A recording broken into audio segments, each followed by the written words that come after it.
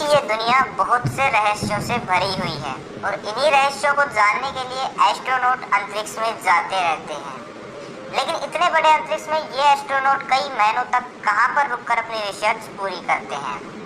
आपके इस सवाल का जवाब है इंटरनेशनल स्पेस स्टेशन, जिसे हम ISS भी कहते हैं। इसे खास तौर पर इंसानों की सुविधाओं को ध्यान में रखते हुए ही बनाया गया है। ISS का नाम सुनते ही एक सवाल अक्सर पूछा जाता है कि ISS पर कोई भी स्पेस शटल या स्पेसक्राफ्ट लैंडिंग कैसे करता है और ISS में रहने वाले एस्ट्रोनॉट वापस पृथ्वी पर कैसे आते हैं। अगर कुछ ऐसे ही सवाल आपके भी मन में आ रहे हैं तो इसका जवाब आपको इस वीडियो में मिल जाएगा। तो ISS के बारे में कुछ सामान्य जानकारी देना चाहूँगा जो कि आपके सवालों का जवाब जानने के लिए जरूरी है।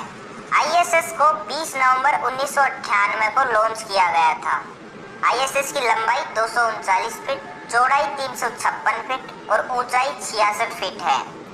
ISS का वजन 4,19,725 किलोग्राम है, लेकिन इतने बड़े ISS को एक बार में ही लॉन्च नहीं किया गया था, बल्कि इसे छोटे छोटे टुकड़ों के रूप में अंतरिक्ष में भेजा गया और वहां पर धीरे धीरे वैज्ञानिकों और ISS के रोबोटिक आर्म के द्वारा सारे टुकड़ों को आपस में जोड़ दिया गया। ISS के सारे हिस्सों को लगभग 136 उड़ानों के जरिए अंतरिक्ष में भेजा गया था। यह स्टेशन हमारी पृथ्वी की कक्षा से 330 से लेकर 435 किलोमीटर की ऊंचाई के मध्य चक्कर लगाता रहता है। ये दूरी कम होने के कारण आप रात्रि के समय ISS को अपनी आंखों से बिना किसी उपकरण या टेलीस्कोप की मदद से आसानी से देख सकते हैं। ISS पृथ्वी के चारों ओर 7.67 किलोमीटर पर सेकंड की गति से चक्कर लगाता है, मतलब कि 1 घंटे में 27,600 किलोमीटर की दूरी तय कर लेता है और हर 92 मिनट में पृथ्वी का एक चक्कर पूरा कर लेता है, यानी कि एक दिन में पृथ्वी के 15.5 चक्कर लगा लेता है। इसलिए अगर आप ISS पर मौजूद हैं तो एक दिन में 16 बार सूर्योदय और सूर्यास्त को देख सकते हैं। ISS में हमेशा वैज्ञानिकों का एक दल मौजूद रहता है।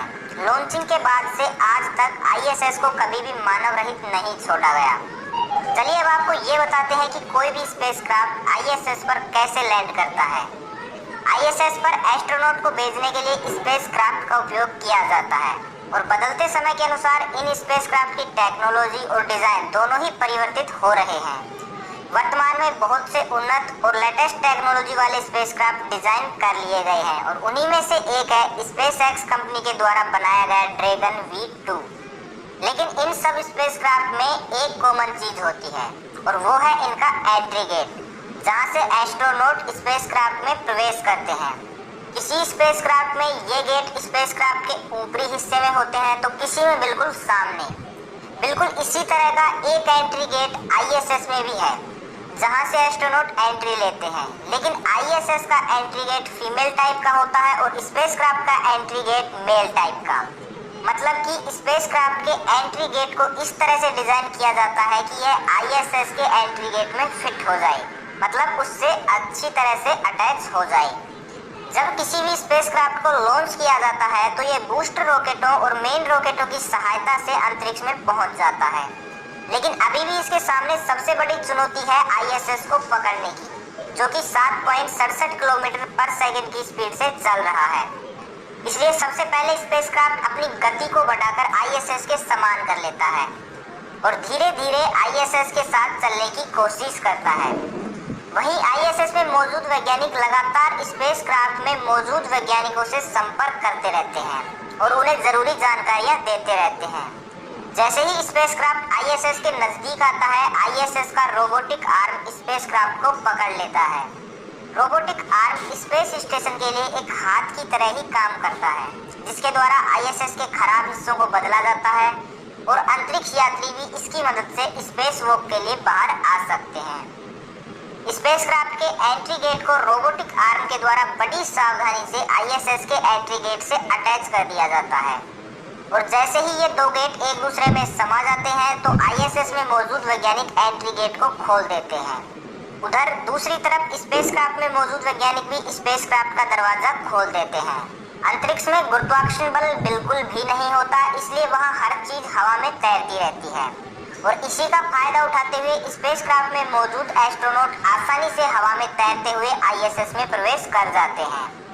यहाँ पर एक महत्वपूर्ण बात यह है कि आईएसएस और स्पेसक्राफ्ट इतनी अच्छी तरह से आपस में जुड़ जाते हैं कि बाहरी वातावरण से एक सूक्ष्म जीवाणु भी अंदर नहीं आ सकता। अंतरिक्ष यात्रियों को अंतरिक्ष में एक निश्चित समय के लिए ही भेजा जाता है। उसके बाद नए वैज्ञानिकों का दल अंतरिक्ष में चला जाता है और पुराना वाला दल अपनी रिसर्च के परिणामों के साथ वापस पृथ्वी पर आ जाता है। तो अब समय है आईएसएस में पिछले कुछ महीनों से रह रहे एस्ट्रोनॉट की घर वापसी का।